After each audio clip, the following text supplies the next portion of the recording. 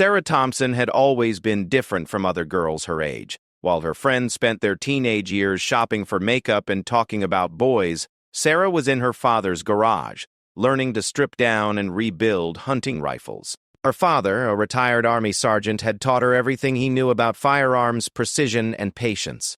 Growing up in rural Montana, Sarah spent countless hours on the family ranch, helping her father with hunting and pest control. By the time she was 16, she could hit a prairie dog at 800 yards with her father's old hunting rifle. Her natural talent with firearms was undeniable, but what made her truly unique was her approach to everything she did. Sarah had a feminine touch that she refused to abandon, even when pursuing traditionally masculine interests. When she bought her first personal rifle at 18, she surprised everyone by having it customized with a soft pink finish and engraved roses along the barrel. Her father raised an eyebrow, but he understood his daughter's need to express herself in her own way. "A rifle is a tool," Sarah would tell anyone who questioned her choice. "And there's no rule that says a tool can't be beautiful." After high school, Sarah felt lost. College didn't appeal to her, and the small-town life of Montana felt limiting. She wanted adventure, purpose, and a chance to use her skills in meaningful ways. One day, while watching a documentary about military snipers, something clicked. She walked into the local Marine Corps recruiting station the next morning. Staff Sergeant Rodriguez looked up from his paperwork as the young woman entered his office. Sarah was petite, barely 5 feet 4 inches tall, with long blonde hair tied back in a ponytail. She wore a floral dress and carried a small purse. She looked like she had wandered into the wrong building. "Can I help you, miss?" Rodriguez asked politely, assuming she was looking for directions or maybe visiting someone. "I want to join the Marines," Sarah said firmly, her blue eyes meeting his without wavering. Rodriguez paused, studying her face for any sign that she was joking. When he realized she was serious, he leaned back in his chair. "The Marines isn't a game, young lady. It's the toughest branch of the military. Are you sure you've thought this through?" Sarah had expected this reaction. She had prepared for it. "Staff Sergeant, I can outshoot most men in my county. I'm physically fit, mentally tough, and I want to serve my country. I understand what the Marines represent, and I want to be part of that." The conversation that followed lasted 2 hours. Rodriguez tested her knowledge, her resolve, and her understanding of what military service would mean. He explained the physical demands, the mental challenges, and the reality that she would be entering a world dominated by men who might not immediately accept her. Sarah listened to everything he said, asked thoughtful questions, and never wavered in her determination. By the end of the meeting, Rodriguez found himself impressed despite his initial skepticism. He had seen plenty of tough guys walk through his door only to quit when things got difficult. But there was something about this young woman's quiet confidence that suggested she was different. "All right, Sarah," Rodriguez said finally. "If you're serious about this, we can start the paperwork. But I want you to understand something. The Marines will test you in ways you can't imagine. They'll push you beyond your limits. Are you ready for that?" Sarah nodded. "I've been ready my whole life." The next few months were a whirlwind of paperwork, medical exams, and preparation. Sarah threw herself into physical training, running miles every morning and doing strength exercises every evening. Her family was supportive but worried. Her mother especially struggled with the idea of her daughter entering such a dangerous profession. "I just don't understand why you can't find something safer," her mother said one evening as they sat on the porch watching the sunset. "You're smart. You're talented. You could do anything." Sarah took her mother's hand. "Mom, I could be safe my whole life and never really live. I have skills that could help people, that could save lives. How can I ignore that?" Her father understood better. He had seen combat, had experienced the brotherhood and purpose that military service could provide. He was proud of his daughter's choice, even if it scared him. When it came time to leave for boot camp at Parris Island, Sarah packed carefully. Along with the standard items recommended by her recruiter, she packed one special thing, a photo of her customized pink rifle. It was a reminder of who she was and where she came from. The bus ride to Parris Island was long and quiet. Sarah sat next to a window, watching the landscape change as they traveled south. Other recruits on the bus were mostly young men, some trying to act tough, others clearly nervous about what lay ahead. Sarah kept to herself, lost in her own thoughts. When they arrived at Parris Island, the reality of what she had committed to hit her immediately. The drill instructors were waiting, and they began yelling before the recruits even stepped off the bus. Sarah had expected this, but experiencing it was different from imagining it. "Move! Move! Move!" the drill instructors shouted. "Welcome to Parris Island, recruits. For the next 13 weeks, your sorry lives belong to the United States Marine Corps." Sarah grabbed her bag and followed the crowd, her heart pounding but her resolve firm. She noticed some of the male recruits glancing at her with expressions ranging from curiosity to skepticism. She was one of only a handful of women in their training group, and she could already sense the challenges that lay ahead. The first few days were a blur of paperwork, medical checks, uniform fittings, and constant yelling from the drill instructor. Sarah quickly learned that boot camp was designed to break down everything you thought you knew about yourself and rebuild you as a Marine. It was psychological warfare as much as physical training. Drill instructor Gunnery Sergeant Williams was a mountain of a man who seemed to take special pleasure in making life difficult for the female recruits. During their first weapons introduction class, he noticed Sarah's personnel file mentioned her shooting experience. "Thompson," he barked, "I see here you think you're some kind of Annie Oakley. Think you know about weapons, do you?" Sarah stood at attention. "Sir, I have some experience with firearms, sir." Williams smiled, but there was no warmth in it. "Experience," she says. "Well, let me tell you something, recruit. Everything you think you know about shooting is wrong. We're going to teach you the Marine Corps way, and it's the only way that matters. Understood?"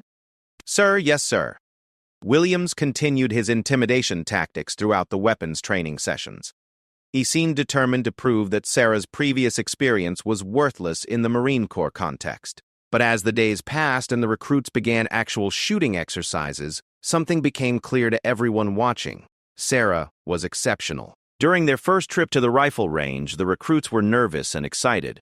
They had been training with dummy weapons for weeks, learning positions, breathing techniques, and the fundamentals of marksmanship. Now they would finally shoot real ammunition.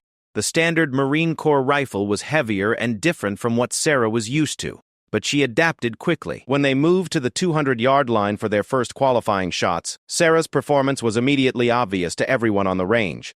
While other recruits struggled to hit the target consistently, Sarah put shot after shot into the center ring. Her breathing was controlled, her positions were textbook perfect, and her consistency was remarkable. The range instructors noticed immediately. "Thompson," Gunnery Sergeant Williams called out after reviewing her target. "What kind of witchcraft is this?" Sarah had scored a perfect 250 out of 250 possible points on her first qualifying attempt. It was almost unheard of for a recruit to achieve this score, especially on their first try. Williams examined her target closely, looking for any sign of cheating or error in scoring. "Sir, I just applied the fundamentals you taught us, sir," Sarah responded. Williams studied her for a long moment. Despite his efforts to intimidate her, he couldn't deny what he was seeing. This recruit had genuine talent that went far beyond anything he had encountered in his 15 years of training Marines. Word of Sarah's shooting ability spread quickly through the training unit. The other recruits began to look at her differently, some with respect, others with envy or resentment. The male recruits who had initially dismissed her as a weak link began to realize they had seriously underestimated her capabilities. During evening conversations in the squad bay, Sarah found herself answering questions about her shooting background. She told stories about hunting with her father, about learning to read wind and weather conditions, about the patience required for long-range shooting. "But why the pink rifle?" asked Jackson, one of the recruits who had initially been skeptical of having women in their training platoon. Sarah smiled. "Because I like pink. Because it's mine. Because there's no reason a weapon can't reflect who you are as a person." This answer confused some of the male recruits. They had been taught to think of weapons as purely functional tools, devoid of personality or individual expression. Sarah's perspective challenged their assumptions about both firearms and femininity. As the weeks passed, Sarah continued to excel not just in marksmanship, but in all aspects of Marine training. She kept up with the men during physical training runs, performed well in hand-to-hand combat training, and showed leadership qualities during team exercises. Her drill instructors began to take notice. Gunnery Sergeant Williams, who had initially tried to break her down, found himself grudgingly impressed. Sarah never complained, never asked for special treatment, and never showed weakness even when pushed to her limits. During one particularly difficult training exercise, the recruits were required to complete a long march carrying full gear in hot, humid weather. Several of the male recruits fell out of formation, overcome by heat exhaustion. Sarah not only completed the march but helped carry extra equipment for struggling teammates. "Thompson," Williams said to her after the exercise, "you're not what I expected when I first saw your file." Sarah stood at attention, waiting for whatever criticism might come next. Instead, Williams continued, "You might actually have what it takes to be a Marine. Don't let it go to your head, but you're showing the kind of character we're looking for." It was the first real compliment Sarah had received from any of her drill instructors, and it meant more to her than any perfect shooting score.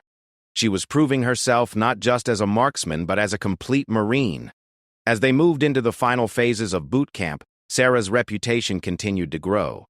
During advanced rifle training, she consistently outperformed not just the other recruits, but many of the instructors as well. Her scores at longer ranges were exceptional, and her ability to adapt to different weapons and conditions impressed everyone who worked with her. The culmination of rifle training was the 500-yard course, considered the most challenging test for new Marines. The targets at this distance were difficult to see clearly, and even experienced shooters often struggled with the precision required. Sarah approached the line with her usual calm confidence. She had been looking forward to this test, as it would allow her to demonstrate skills that hadn't been fully tested at shorter ranges. The wind was challenging that day, gusting and shifting direction unpredictably. She took her position, controlled her breathing, and began to read the environmental conditions. The first shot rang out, and spotters called back a hit in the center ring. The second shot was equally precise. By the time she had completed the course, Sarah had achieved another perfect score. The range instructor, a staff sergeant with 20 years of experience, walked over to examine her target. "Thompson, in all my years of training Marines, I've never seen a recruit shoot like this. Where did you learn to read wind conditions so well?" Sarah explained about her years of hunting in Montana, about the long hours spent learning to judge distance, wind, and weather conditions. She talked about the patience her father had taught her, and the respect for precision that had been drilled into her from childhood. As boot camp neared its end, Sarah began to think about her future in the Marines. Her drill instructors had mentioned that her shooting scores qualified her for specialized training. There were opportunities for advanced marksmanship instruction and possibly even scout sniper training. The idea excited her. Scout snipers were elite Marines, trained for the most challenging and precise missions. It would be the ultimate test of her skills and determination, but she also knew that the path would be difficult. Scout sniper training was notoriously tough, and very few Marines successfully completed the course. During a counseling session with her senior drill instructor, the topic came up directly. "Thompson," he said, "your scores qualify you for several advanced programs.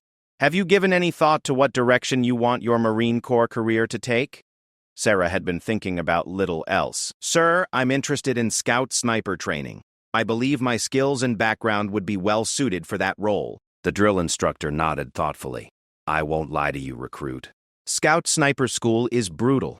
The physical demands are extreme, the mental pressure is intense, and the failure rate is high. But based on what I've seen from you over the past few months, you might have what it takes." He continued, "There's something else you should know.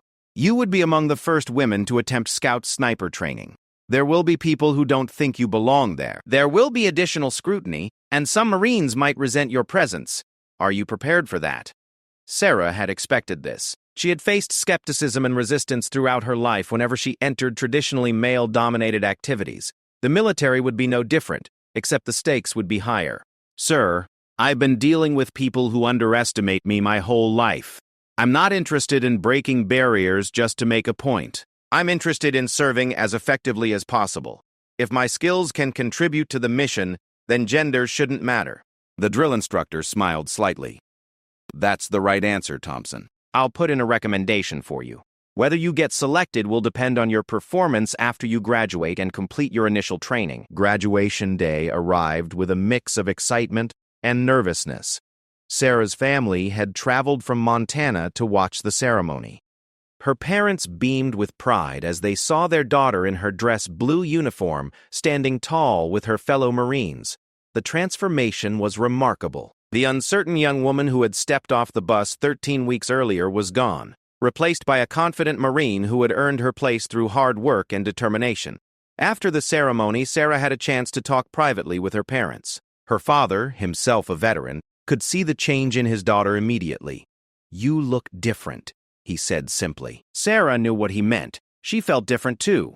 The training had been everything she had expected and more. It had tested her physically, mentally, and emotionally. But she had not just survived it, she had excelled.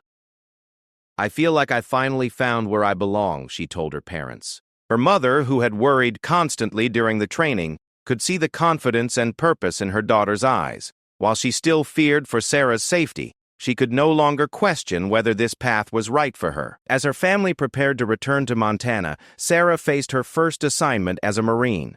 She would be stationed at Camp Pendleton in California for advanced infantry training. After that, if her performance continued to impress her superiors, she might have the opportunity to try out for Scout sniper training. The thought both excited and intimidated her. She had proven herself at boot camp, but she knew that the challenges ahead would be even greater. Scout sniper training would test everything she had learned and push her to limits she couldn't yet imagine. But Sarah was ready for the challenge. She had her father's training, her own natural ability, and now the confidence that came from succeeding as a Marine. Most importantly, she had learned that being different wasn't a weakness to overcome, but a strength to embrace. As she packed her gear for the trip to California, Sarah carefully wrapped the photo of her pink rifle and placed it in her sea bag. It was still a reminder of who she was, but now it represented something more. It represented the idea that excellence could come in any form, and that the most effective Marines might be the ones who brought something unique to the Corps. The next phase of her journey was about to begin, and Sarah Thompson was ready to show the world what a Marine with a pink rifle could accomplish. Sarah Thompson stepped off the bus carrying her sea bag and rifle case, taking in the sight of Marines moving with purpose in every direction. The base was massive, home to tens of thousands of Marines, and she felt both excited and slightly overwhelmed by the scale of it all.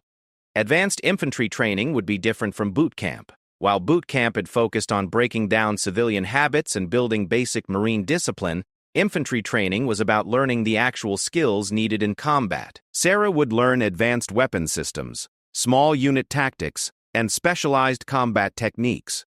Her reputation had preceded her to Camp Pendleton. Word traveled fast in the Marine Corps, especially about exceptional performance.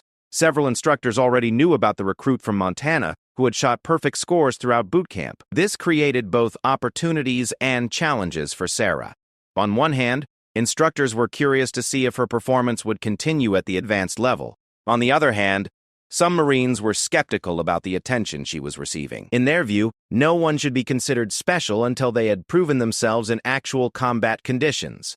Staff Sergeant Martinez ran the Advanced Marksmanship program at Pendleton. He was a combat veteran with 3 deployments to Afghanistan and a reputation for being one of the finest shots in the Marine Corps.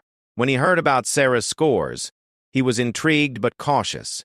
"I've seen plenty of range warriors who could put bullets in paper but couldn't handle the pressure of real combat," he told his assistant instructors. "Let's see what this Thompson can do when we add some stress to the equation." Their first day of advanced training began at 0500 with a formation run. Unlike boot camp, where the emphasis was on group cohesion and basic fitness, these runs were designed to build the endurance needed for long combat missions. The pace was faster, the distances longer, and the terrain more challenging. Sarah kept up easily, her Montana ranch background having given her excellent cardiovascular fitness. But she noticed that some of her fellow Marines were studying her, waiting to see if she would fall behind or ask for modifications to the training. After the run, they moved immediately into weapons training. The Marine Corps rifle was no longer the only weapon Sarah would need to master. Advanced infantry training included machine guns, grenade launchers, and various support weapons. Each required different techniques and presented unique challenges. Sarah approached each new weapon system with the same methodical patience her father had taught her. She listened carefully to instructions, asked thoughtful questions, and practiced until her movements became automatic. Her natural shooting ability translated well to the different weapons, but she still had to learn the specific characteristics of each system. During machine gun training, Sarah faced her first real test of how the other Marines would accept her. Machine guns required teamwork, with one Marine firing while another fed ammunition and a third spotted targets. The weapon was heavy, the recoil significant, and the sustained fire generated intense heat. "Thompson, you're on the gun," Staff Sergeant Martinez called out during one exercise. Several of the male Marines exchanged glances. The machine gun weighed over 20 pounds, and sustained fire could be physically demanding even for large, strong Marines. Sarah took her position behind the weapon, adjusting the bipod legs and checking the ammunition belt. The target was a series of silhouettes at 800 yards, simulating enemy positions that needed to be suppressed. The exercise required precise fire control and the ability to manage the weapon through long periods of shooting. When Martinez gave the signal, Sarah began firing controlled bursts. The machine gun bucked against her shoulder, but her shooting position was solid and her trigger control excellent. She walked her fire across the targets methodically, suppressing each position before moving to the next. What impressed the observing Marines wasn't just her accuracy, but her fire discipline. Many Marines, especially new ones, had a tendency to hold the trigger down and spray ammunition wildly when using a machine gun. Sarah fired precisely controlled bursts, conserving ammunition while maintaining effective suppression of the targets. "Cease fire!" Martinez called after 15 minutes of shooting. When they checked the targets, Sarah's performance was exceptional. She had achieved effective hits on all targets while using significantly less ammunition than typical for the exercise. "Outstanding shooting, Thompson," Martinez said loud enough for the other Marines to hear. "That's exactly how you employ a machine gun effectively." The other Marines began to look at Sarah differently. This wasn't just about individual marksmanship anymore. This was about being an effective member of a combat team, and Sarah was proving that her skills contributed to overall mission success. As the weeks of training progressed, Sarah continued to excel in all areas. She mastered grenade launchers, learning to calculate trajectory and timing for various types of rounds. She became proficient with night vision equipment, adapting quickly to the challenges of shooting in low-light conditions. But it was during long-range precision shooting exercises that Sarah truly stood out. The course included shots at distances up to 1,000 yards, requiring Marines to account for wind, elevation, and atmospheric conditions. These were the same skills Sarah had been developing since childhood, but now she was applying them with military precision and purpose. The 1,000 yard range at Pendleton was set in rolling hills that created complex wind patterns. The targets were military silhouettes that appeared tiny at that distance, and even experienced Marines found the course challenging. Sarah approached the challenge with the same careful preparation she had always used for long-range shooting. She spent extra time studying the terrain, learning how the hills and valleys affected wind patterns at different times of day. She practiced estimating range and adjusting for atmospheric conditions. When other Marines finished their training day and headed to the mess hall, Sarah often remained on the range, perfecting her technique. Her dedication didn't go unnoticed. Staff Sergeant Martinez began spending extra time with Sarah, sharing advanced techniques and insights gained from his combat experience. He recognized that her natural ability, combined with her work ethic, represented something special. "Thompson," he said one afternoon after a particularly impressive shooting session, "have you given any thought to scout sniper training?" Sarah's heart jumped, but she kept her expression controlled. "Yes, Staff Sergeant, I'm very interested in that opportunity." Martinez nodded. "I thought you might be. Let me tell you what you're looking at. Scout sniper training is 13 weeks of the most intensive instruction the Marine Corps offers. The physical demands are extreme, the mental pressure is constant, and the failure rate is over 70%. He continued, "But if you make it through, you'll be qualified for missions that require the highest level of precision and professionalism." Scout snipers often operate alone or in very small teams, far from support, in situations where one shot can mean the difference between mission success and failure. Sarah listened intently as Martinez described the training. It would cover advanced marksmanship, field craft, observation techniques, and mission planning. Students would be required to make shots at distances up to 1,500 yards under various conditions. They would learn to move undetected across different terrain and to gather intelligence on enemy positions. The training takes place at several locations, Martinez explained. You'll spend time at Quantico for the classroom portion, then move to various ranges and field training areas for practical exercises. The final test is a comprehensive field exercise that simulates actual combat conditions. What Martinez didn't mention, but what Sarah understood, was that she would likely be one of the first women to attempt Scout sniper training. The program had traditionally been limited to male Marines, and her participation would generate significant attention and scrutiny. "Staff Sergeant, what do I need to do to qualify for selection?" Sarah asked. "Your shooting scores already qualify you," Martinez replied, "but there are other requirements. You'll need to complete additional physical fitness tests, psychological evaluations, and interviews with senior Marine Corps officials. The selection process is almost as challenging as the training itself." Over the following weeks, Sarah threw herself into preparation for Scout sniper selection. She increased her physical training, focusing on endurance and functional strength. She studied military history, learning about famous sniper missions and the tactics that made them successful. She also spent time with Martinez and other experienced Marines, learning about the mental aspects of precision shooting under stress. Combat shooting was different from range shooting, and Sarah needed to understand how fear, fatigue, and pressure could affect performance. "The hardest part isn't making the shot," one veteran sniper told her during an informal training session. "It's staying calm and focused when everything around you is chaos. When people are depending on you to perform perfectly under the worst possible conditions." Sarah understood this intellectually, but she knew she wouldn't truly comprehend it until she experienced it herself. The controlled environment of training ranges, no matter how challenging, couldn't fully replicate the stress of actual combat. During one advanced exercise, the instructors attempted to simulate some of that stress. Sarah and her fellow Marines were required to complete a series of long-range shots after conducting a grueling physical exercise. They had to crawl through mud, navigate obstacles, and carry heavy equipment before taking their shooting positions. By the time Sarah reached the 800-yard line, she was breathing hard, her hands were dirty, and her uniform was soaked with sweat. The target appeared to waver in the heat shimmer rising from the ground, and the wind was gusty and unpredictable. Sarah forced herself to slow down and apply all the fundamentals she had learned. She controlled her breathing, found her natural point of aim, and carefully read the wind conditions. When she fired, the shot broke cleanly, and the spotter called out a center hit. "Outstanding, Thompson!"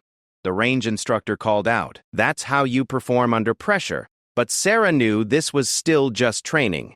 Real combat would present challenges she couldn't imagine, and she would need to be prepared for anything. As her advanced infantry training neared completion, Sarah received word that she had been selected for Scout sniper training. The news filled her with excitement and apprehension in equal measure. She had achieved a goal that had seemed impossible just a year earlier when she first walked into the recruiting station. Her fellow Marines' reactions were mixed. Some congratulated her genuinely, recognizing that her selection was based purely on merit and performance. Others seemed resentful, feeling that her gender had played a role in her selection or that she was receiving opportunities that weren't available to them. Sarah tried not to let the negative reactions bother her. She had learned long ago that some people would always question her achievements, regardless of how clearly she had earned them. Her focus needed to remain on preparing for the challenges ahead. The final weeks of advanced training included comprehensive testing of all the skills Sarah had learned. She had to demonstrate proficiency with every weapon system, complete challenging physical fitness tests, and perform well in tactical exercises. Her shooting continued to be exceptional. During the final marksmanship test, Sarah achieved the highest score in her training class, including perfect performance at the longest ranges. Her instructors noted that her consistency was as impressive as her accuracy. "Thompson shoots the same whether it's her first shot of the day or her 100th, Staff Sergeant Martinez wrote in his evaluation. "She maintains the same level of precision regardless of environmental conditions or stress factors." This level of consistency is extremely rare and indicates exceptional mental discipline. The evaluation would become part of Sarah's permanent record and would follow her to Scout sniper training. It represented not just an assessment of her current abilities, but a prediction of her potential for even greater achievements.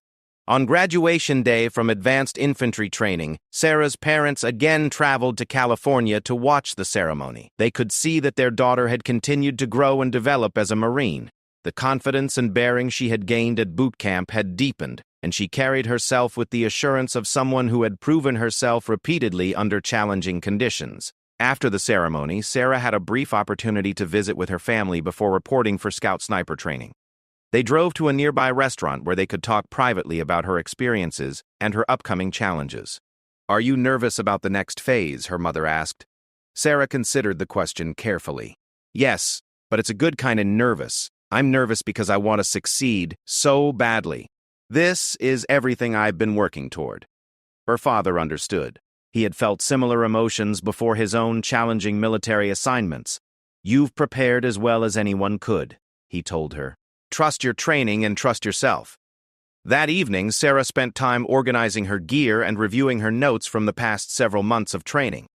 She had filled several notebooks with technical information, shooting tips and observations about tactics and techniques. As she packed for Scout Sniper training, Sarah again carefully wrapped the photo of her pink rifle. It had become more than just a memento of home. It represented her commitment to remaining true to herself while excelling in a demanding profession. The rifle in the photo was beautiful and feminine, but it was also precise and deadly effective. Sarah hoped that she could embody those same qualities as a Marine sniper. The next morning, Sarah reported to the transportation office for her trip to Quantico, Virginia, where Scout Sniper training would begin. She carried her sea bag, her rifle case, and a letter of recommendation from Staff Sergeant Martinez that highlighted her exceptional performance and potential. As the bus pulled away from Camp Pendleton, Sarah looked back at the base where she had spent the last several months proving herself. She had arrived as a new Marine with impressive shooting scores but no combat experience. She was leaving as a Marine infantry specialist with advanced training and the opportunity of a lifetime. Scout Sniper training would be the ultimate test of everything she had learned and everything she hoped to become. Sarah Thompson was ready to find out if a girl from Montana with a pink rifle could become one of the Marine Corps' most elite warriors. The bus rolled toward the airport, carrying Sarah toward her next challenge and toward a destiny she was still discovering. Behind her, the California coast disappeared into the distance. Ahead of her lay 13 weeks that would determine whether she had what it took to join the ranks of Marine Corps Scout Snipers. Sarah settled back in her seat, reviewing her notes one final time. She thought about her father's teachings, about the lessons she had learned at boot camp and advanced training, and about the opportunity that lay before her. Whatever happened in the coming weeks, she was determined to give everything she had. The Marines had taught her that ordinary people could accomplish extraordinary things through discipline, training, and determination. Now she would have the chance to prove that principle in the most demanding way possible. As the bus continued its journey east, Sarah Thompson prepared for the greatest challenge of her life. The Marine Corps base Quantico sat like a fortress among the rolling hills of Virginia, its red brick buildings and pristine grounds reflecting the institution's long history and proud traditions. Sarah Thompson arrived on a cold February morning, her breath visible in the crisp air as she stepped off the bus with her fellow Scout Sniper candidates. There were 24 Marines selected for this class, representing the best marksmen from units across the Marine Corps. Sarah was the only woman, a fact that was immediately obvious to everyone present. As they formed up outside the Scout Sniper school building, she could feel the weight of curious and sometimes skeptical glances from her classmates. The building itself was impressive, its walls lined with photographs of legendary Marine snipers from World War II, Vietnam, and more recent conflicts. Display cases held rifles and equipment used by famous snipers, and plaques honored those who had made the ultimate sacrifice while serving as Scout Snipers. Staff Sergeant Kevin Blake emerged from the building to address the new class. Blake was a legend in the sniper community, with 4 combat deployments and several confirmed kills at ranges exceeding 1,200 yards. His reputation for excellence was matched only by his reputation for being extremely demanding of his students. "Welcome to Scout Sniper School," Blake announced, his voice carrying easily across the formation. "Look around at the Marines standing next to you. Based on historical averages, fewer than 8 of you will successfully complete this training. The rest will fail and return to your previous assignments." He paused to let that sink in before continuing. "This training exists for one reason: to produce Marines capable of precision engagement of enemy targets at extreme ranges under the most challenging conditions imaginable. Everything you will learn here is focused on that single mission requirement. Blake's eyes swept across the formation, pausing briefly on Sarah before moving on. You are here because you have demonstrated exceptional marksmanship ability. But shooting ability alone will not be sufficient to graduate from this school. You will be tested physically, mentally, and emotionally in ways that will challenge every assumption you have about your own limitations. The first week of training was devoted to academics. The Marines spent long hours in classrooms learning about ballistics, weather effects, range estimation, and target analysis. Sarah threw herself into the studies with characteristic intensity, taking detailed notes and staying after hours to review complex mathematical formulas. The academic portion was more challenging than anything Sarah had encountered in her military training so far. The mathematics of long-range shooting involved complex calculations accounting for bullet trajectory, wind drift, atmospheric pressure, and numerous other variables. Even small errors in these calculations could result in complete misses at extreme ranges. Master Sergeant Rodriguez taught the ballistics course. He was a soft-spoken man with over 20 years of experience as a sniper, and his depth of knowledge was immediately apparent to his students. At 1,000 yards, Rodriguez explained during one lecture, a 1-mile-per-hour error in wind estimation can cause your bullet to miss by over a foot. At 1,500 yards, that same error can result in a miss of several feet. This is why precise observation and calculation skills are just as important as shooting ability. Sarah found herself fascinated by the scientific aspects of long-range shooting. Her childhood experience had given her an intuitive understanding of how environmental factors affected bullet flight. But now she was learning the precise mathematical relationships that govern these effects. During study sessions, some of her classmates began approaching Sarah for help with the more challenging concepts. Her patient explanations and clear understanding of the material impressed them, and gradually the initial skepticism about her presence began to give way to respect for her knowledge and dedication. Thompson really knows this stuff, one of her classmates, Corporal Martinez, told the others during a break between classes. She's not just here because someone wanted to make a statement.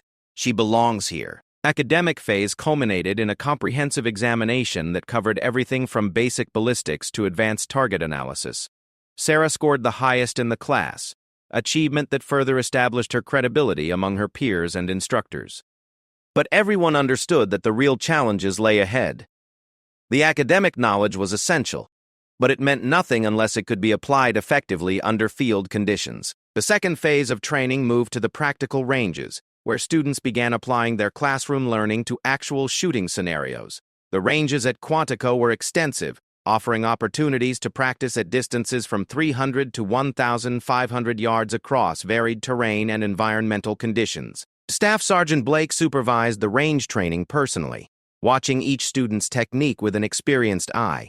He had seen countless Marines attempt sniper training, and he could usually predict within the first few range sessions who had the potential to succeed. Sarah's first shots on the 800-yard range drew immediate attention. Her shooting position was textbook perfect, her breathing controlled, and her trigger squeeze smooth and consistent. When the spotter called out the results, Blake nodded with satisfaction. "Center hit," came the call from the target pit. Sarah fired 4 more shots, each one striking within inches of the center of the target. Her consistency was remarkable, especially considering the challenging wind conditions that day. "Outstanding shooting, Thompson," Blake said as he reviewed her target. "But I want you to understand something. These are perfect range conditions compared to what you'll face in actual combat. The real test comes when we add stress, fatigue, and time pressure to the equation." Over the following weeks, the training became progressively more challenging. Students were required to make precision shots after completing exhausting physical exercises. They had to engage targets from awkward shooting positions that simulated real-world combat scenarios. They learned to shoot in rain, snow, and extreme heat. Sarah adapted to each new challenge with determination and focus. When other students struggled with shots from unconventional positions, she drew on her experience shooting from various positions during hunting trips with her father. When weather conditions became difficult, she applied the patience and persistence that had been drilled into her from childhood. The most challenging aspect of the training was the stalking exercises. Students had to move undetected across open terrain to reach firing positions within range of their targets. They were observed by experienced instructors who could spot even the smallest movement or mistake in camouflage. Stalking required a completely different skill set from marksmanship. Students had to think like prey animals, moving slowly and carefully, using natural cover and concealment to avoid detection. The physical demands were extreme, as Marines might spend hours crawling through mud, brush, and rough terrain. Sarah's smaller stature actually proved to be an advantage during stalking exercises. She could hide in terrain features that larger Marines couldn't use effectively, and her natural patience served her well during the long periods of motionless observation. During one particularly challenging exercise, students had to approach within 200 yards of an observation post manned by experienced instructors without being detected. The terrain offered minimal cover, and the observers were using high-powered optics to scan for any sign of movement. Sarah began her stalk before dawn, moving incredibly slowly across the open ground. She used every available piece of natural concealment, sometimes spending 30 minutes to move just a few yards. The physical strain was enormous, but she maintained her discipline and focus. After 6 hours of careful movement, Sarah reached a position within range of the target. She set up her rifle, calculated the range and wind conditions, and waited for the signal to engage. When it came, her shot was perfect, striking the center of the target while the observers were still trying to locate her position. "Where the hell did that shot come from?" one of the instructors called out, scanning the terrain with his binoculars. It took them several minutes to spot Sarah's position, and when they did, they were impressed by her choice of concealment and the discipline she had shown during the approach. "Outstanding stalk, Thompson," Blake said during the after-action review. That was a textbook example of how to use terrain and patience to achieve mission success. As the training progressed into its middle weeks, the class size began to shrink. The combination of academic pressure, physical demands, and mental stress proved too much for several students. Some were dropped for failing to meet marksmanship standards, others for inability to complete the physical requirements, and a few requested to be removed from training due to the psychological pressure. Sarah watched her classmates depart with mixed emotions. She felt sympathy for those who were struggling, but she also understood that the standards existed for good reasons. In combat, there would be no second chances for Marines who couldn't perform under pressure. The departure of struggling students also increased the pressure on those who remained. Everyone understood that the standards would not be lowered, and that any mistake could result in dismissal from the program. During the 8th week of training, Sarah faced her most significant challenge yet. The exercise was designed to simulate a real-world sniper mission, complete with time pressure, environmental challenges, and the stress of being evaluated by senior Marine Corps officials. The scenario involved a terrorist leader who needed to be eliminated before he could escape from a compound. Sarah would have to infiltrate to within 1,200 yards of the target, set up a concealed firing position, and wait for the target to appear. She would have only one opportunity to take the shot. The terrain was extremely challenging, with little natural cover and multiple observer posts that had to be avoided during the approach. The weather was overcast with intermittent rain, creating difficult conditions for both movement and shooting. Sarah began her mission at midnight, using darkness to mask her initial movement across the most exposed terrain. She carried her rifle, ammunition, and minimal survival gear, everything needed to complete a mission that might take up to 24 hours. The approach took 8 hours of careful movement. Sarah used every technique she had learned, moving slowly and deliberately, using natural terrain features for concealment, and constantly observing for threats. The rain made movement more difficult, but also helped mask any sounds she might make.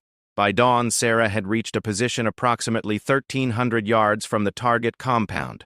She spent another hour moving the final distance to her planned firing position, a small depression behind a fallen log that offered both concealment and a clear field of fire.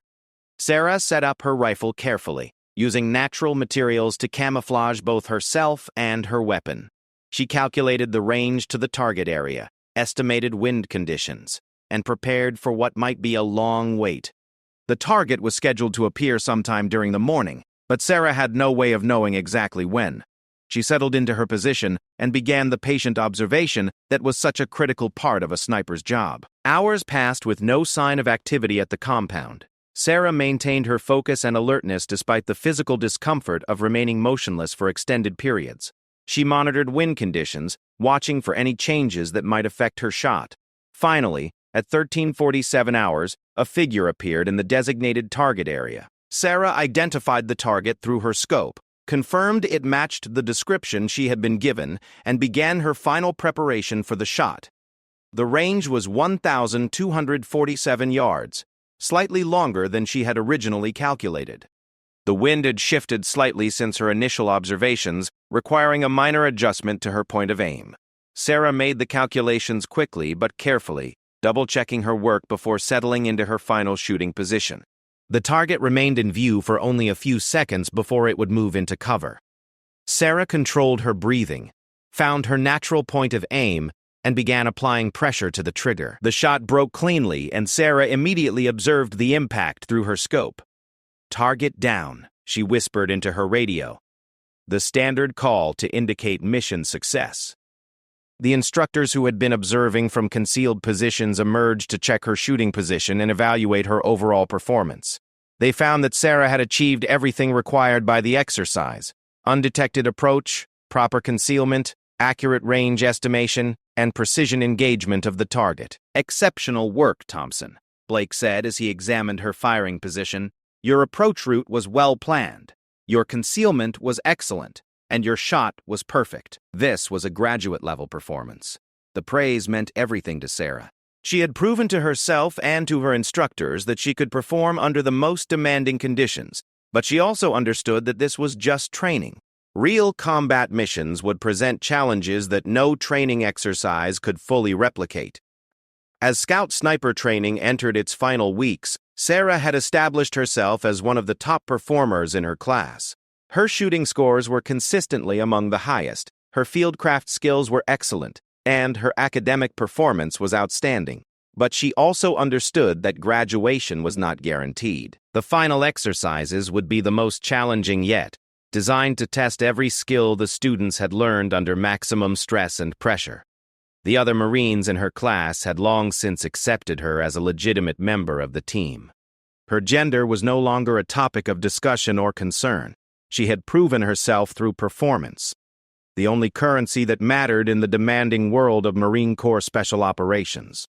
During evening conversations in the barracks, Sarah often found herself discussing tactics and techniques with her classmates. They valued her insights and respected her opinions on everything from equipment selection to mission planning. "Thompson sees things differently than the rest of us," one of her classmates observed. "She approaches problems from angles we wouldn't think of. It makes her a better sniper and makes all of us better by working with her." As the final phase of training approached, Sarah felt a mixture of excitement and apprehension. She had come so far from the uncertain young woman who had first walked into the recruiting station in Montana. She had proven herself at boot camp, excelled in advanced training, and performed exceptionally throughout the first 3 phases of Scout Sniper School. Now she faced the ultimate test, the final field exercise that would determine whether she had what it took to graduate as a Marine Corps Scout Sniper. Everything she had worked for over the past year would be decided in the coming weeks. Sarah spent her final evening before the exercise writing letters to her family and reviewing her equipment one last time. She thought about her journey to this point, about the challenges she had overcome and the people who had believed in her along the way. Tomorrow would bring the greatest test of her life. But Sarah Thompson was ready. She had prepared as thoroughly as possible, and now it was time to prove that a girl from Montana with a pink rifle could earn her place among the Marine Corps' most elite warriors. The final field exercise began at 000 hours on a cold March morning in the mountains of Virginia. Sarah Thompson and the 7 remaining members of her Scout Sniper class gathered in the pre-dawn darkness, their faces painted with camouflage and their gear carefully checked, one final time. After 12 weeks of intensive training, everything came down to this 5-day exercise. Staff Sergeant Blake stood before the small group, his expression serious in the dim red light of a filtered flashlight. "This exercise will test every skill you have learned during your time here. You will plan and execute actual sniper missions under realistic combat conditions. There will be no second chances, no do-overs, and no excuses." The scenario was complex and demanding. Each Marine would be assigned multiple targets across a vast training area, requiring them to move undetected across hostile terrain while avoiding enemy patrols. They would have to gather intelligence, plan their missions, and execute precision shots under time pressure and stress. Sarah received her mission briefing in a small, windowless room. Intelligence officers presented her with maps, photographs, and detailed information about her assigned targets. She would have to eliminate 3 high-value targets across a 20-square-mile area within the next 4 days.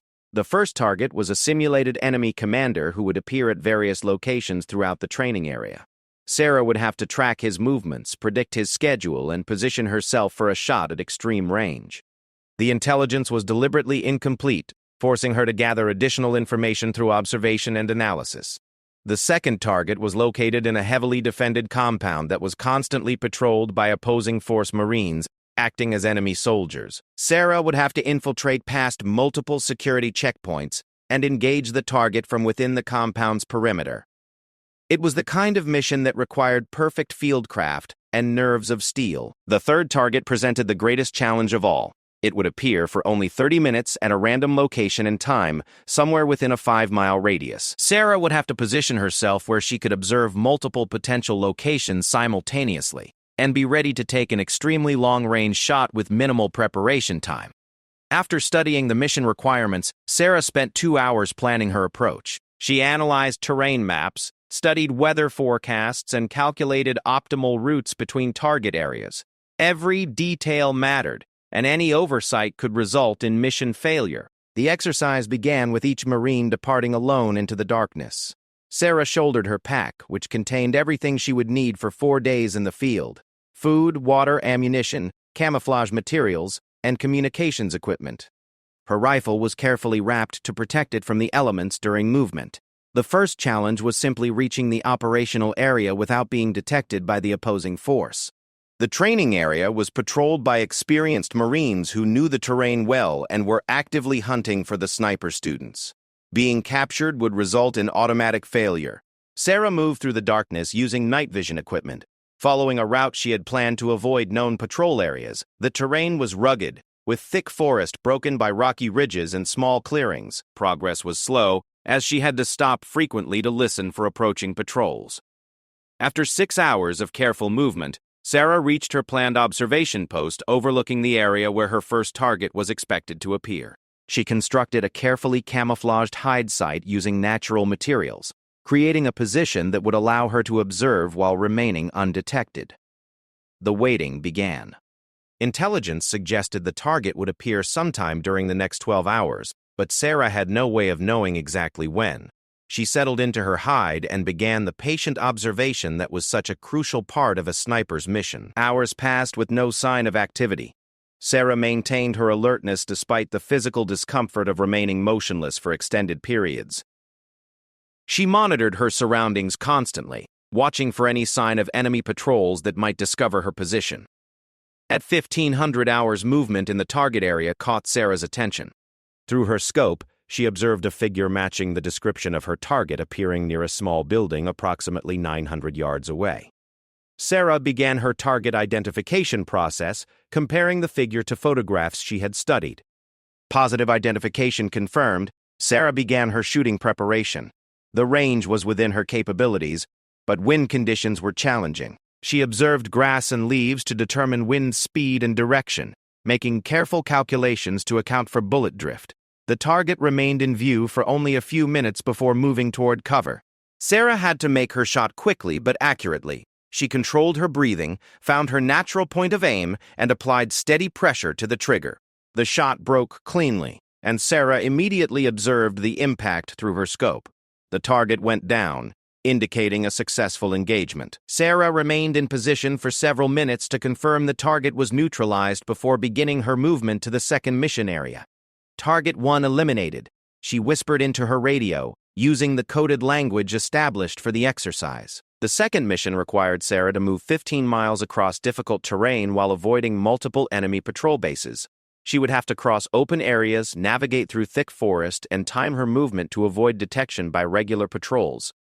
Sarah planned her route carefully, identifying terrain features that would provide concealment during movement. She would travel primarily during darkness, hiding during daylight hours to avoid detection by air and ground patrols. The movement took 2 full days. Sarah traveled light, carrying only essential equipment and minimal food and water. She rested during the day in carefully selected hide sites, always ready to defend herself if discovered by enemy patrols. On the second night of movement, Sarah encountered her first serious challenge.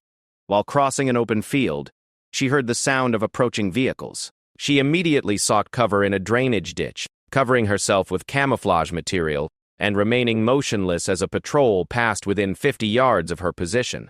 The patrol stopped near Sarah's location, and she could hear the opposing force Marines discussing their search pattern.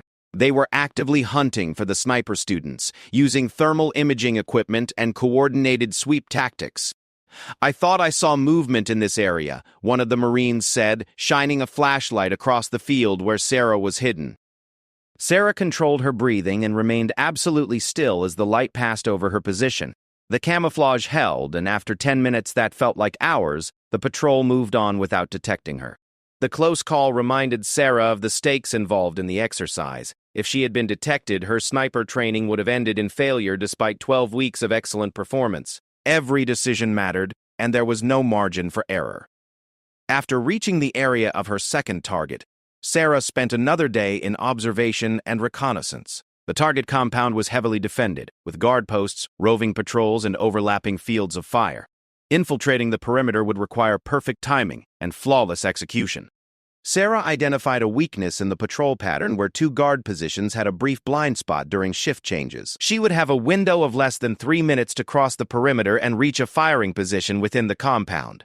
The infiltration took place during a rainstorm that provided additional concealment but made movement more difficult. Sarah crawled through mud and water for over an hour, moving inches at a time to avoid detection by the guards. She reached her planned firing position with only minutes to spare before the target was scheduled to appear.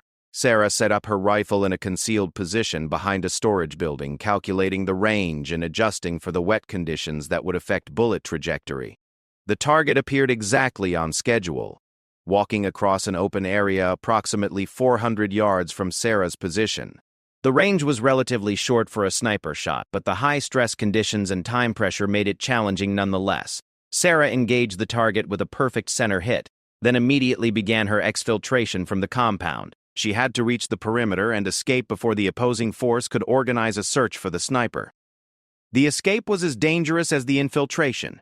Sarah moved quickly but carefully, using pre-planned routes and backup positions. She could hear shouting and vehicle engines as the opposing force responded to the attack, but she managed to clear the perimeter before they could establish a cordon around the area. "Target 2 eliminated," Sarah reported once she was safely away from the compound. The third and final target presented the ultimate challenge. Sarah had to position herself where she could observe multiple potential locations across a wide area and be ready to engage a target at extreme range with minimal notice. Sarah selected an observation position on a high ridge that offered good visibility across the entire search area. The position was exposed and difficult to camouflage, but it was the only location that provided the required fields of observation. She spent 18 hours in the position, maintaining constant vigilance despite fatigue and discomfort. The wait was mentally and physically exhausting, but Sarah understood that patience was often the most important quality a sniper could possess. Finally, at 16:30 hours on the final day of the exercise, Sarah spotted movement at the maximum range of her visibility. Through her scope, she could see a figure that appeared to match her target description at what she estimated to be approximately 1,400 yards. The range was at the absolute limit of her rifle's effective capability. The target was visible for only a few minutes before it would disappear into cover, and Sarah would not get another opportunity. Everything she had learned over the past year came down to this single shot. Sarah began her range estimation and wind calculations with practiced efficiency. The distance was extreme, the wind conditions were complex, and atmospheric effects were significant. Even small errors in her calculations would result in a complete miss. She made her adjustments carefully, accounting for the long bullet flight time and the challenging environmental conditions. The mathematical calculations had to be perfect, and she had only minutes to complete them. Taking her final shooting position, Sarah controlled her breathing and found her natural point of aim. The target appeared tiny through her scope at that distance, requiring absolute precision in shot placement. The trigger broke smoothly, and Sarah followed through with her shot, maintaining her sight picture to observe impact. The bullet flight time at that range was over 2 seconds, an eternity in combat situations. Through her scope, Sarah watched the target drop, indicating a successful hit at extreme range. The shot had been perfect, striking center mass despite the challenging conditions and maximum distance. Target 3 eliminated, Sarah reported, her voice steady despite the significance of what she had just accomplished. The field exercise concluded with Sarah's successful completion of all 3 missions. She had demonstrated the ability to operate independently under extreme conditions, gather intelligence, plan complex missions, and execute precision shots at various ranges and under different stress factors. When Sarah arrived at the extraction point, Staff Sergeant Blake was waiting with the other instructors. His expression was unreadable as he reviewed her performance reports from the 4-day exercise. "Thompson," Blake said finally, "your performance during this exercise was exceptional. You completed all 3 missions successfully, demonstrated excellent field craft throughout, and made several shots that would challenge even experienced snipers." He continued, "Your one 400-yard shot on the final target was particularly impressive. The range, environmental conditions, and time pressure made it an extremely difficult engagement. The fact that you achieved a first-round hit under those conditions demonstrates the level of skill and composure we expect from Marine Corps Scout snipers." Sarah felt a wave of relief and pride wash over her. She had not only survived the grueling training, but had excelled throughout the most challenging phase. All that remained was the final graduation ceremony. The next morning, Sarah stood with the 6 other Marines who had successfully completed Scout sniper training. Out of the 24 Marines who had started the program 13 weeks earlier, only 7 had met the demanding standards required for graduation. The graduation ceremony was attended by senior Marine Corps officials, including the commanding general of the base. Sarah's parents had again traveled from Montana to witness their daughter's achievement, and their pride was evident as they watched her receive her Scout sniper certification. "These 7 Marines represent the finest precision marksmen in the United States military," the commanding general said during his address. "They have completed one of the most demanding training programs in the world and have earned the right to be called Marine Corps Scout Snipers." When Sarah received her Scout Sniper badge, she thought about the long journey that had brought her to this moment, from a young girl learning to shoot on her father's ranch to a Marine Corps Scout Sniper. She had overcome countless challenges and exceeded every expectation. After the ceremony, Staff Sergeant Blake approached Sarah privately. "Thompson, I want you to know that you didn't just complete this training. You excelled in every phase and set new standards for performance. Your one 400-yard shot yesterday will be talked about for years to come," he continued. "You've proven that excellence has nothing to do with gender and everything to do with dedication, skill, and mental toughness. You're going to be an outstanding Scout sniper, and any unit that gets you will be fortunate." Sarah's first assignment as a qualified Scout sniper would be with a Marine Expeditionary Unit preparing for deployment to Afghanistan. She would finally have the opportunity to apply her skills in actual combat operations, where the stakes would be real and the pressure absolute. As she packed her gear for transfer to her new unit, Sarah carefully placed her Scout sniper badge next to the photo of her pink rifle. Both items represented important aspects of who she was: a highly trained professional warrior and a young woman who had never compromised her identity to achieve her goals. The next phase of her journey was about to begin, and Sarah Thompson was ready to prove that a Marine with a pink rifle could excel in the most demanding combat situations the military had to offer. Marine Corps Scout sniper Sarah Thompson was heading to war. The transport plane descended through thick clouds toward Bagram Airfield in Afghanistan, carrying Sarah Thompson and her Marine Expeditionary Unit toward their first combat deployment. Sarah pressed her face to the small window, watching the rugged mountains and brown landscape of Afghanistan emerge from the haze below. After 2 years of training and preparation, she was finally going to war. Sarah had spent the past 6 months with her new unit, integrating into their operations and building the trust that was essential for combat effectiveness.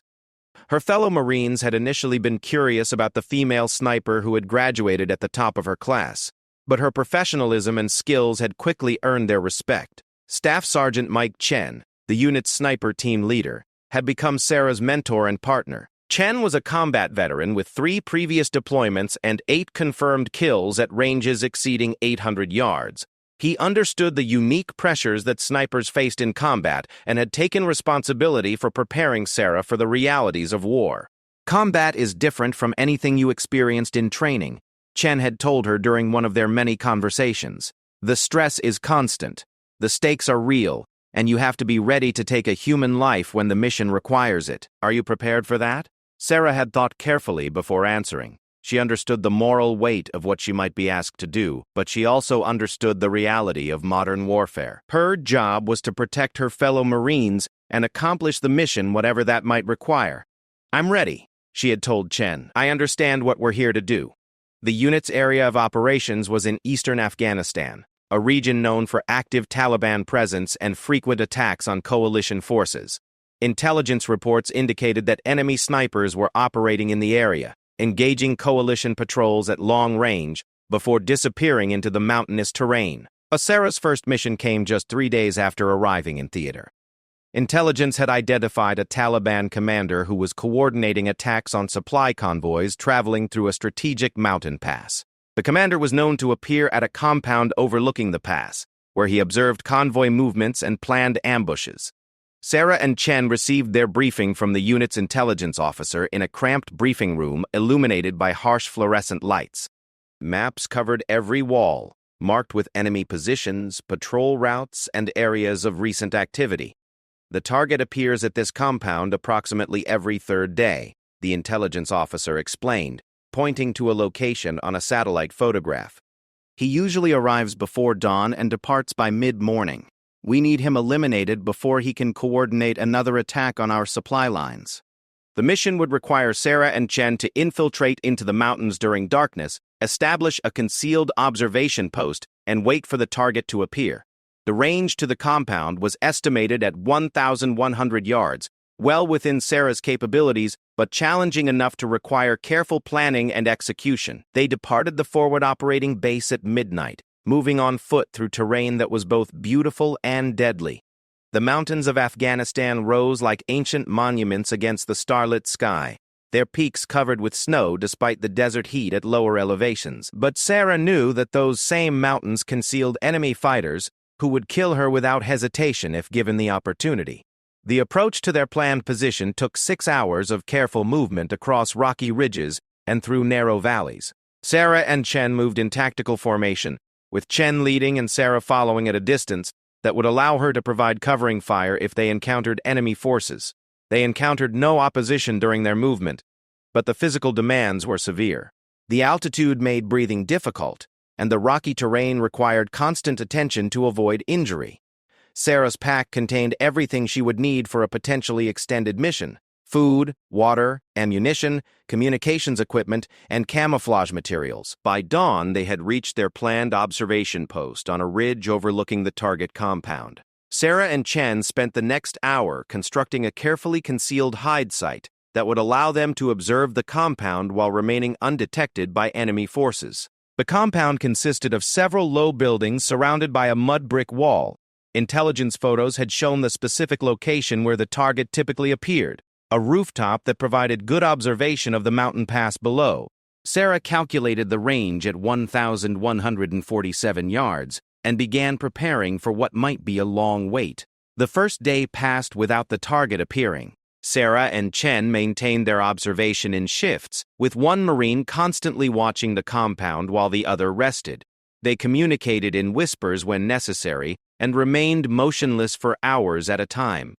On the second morning, movement in the compound caught Sarah's attention.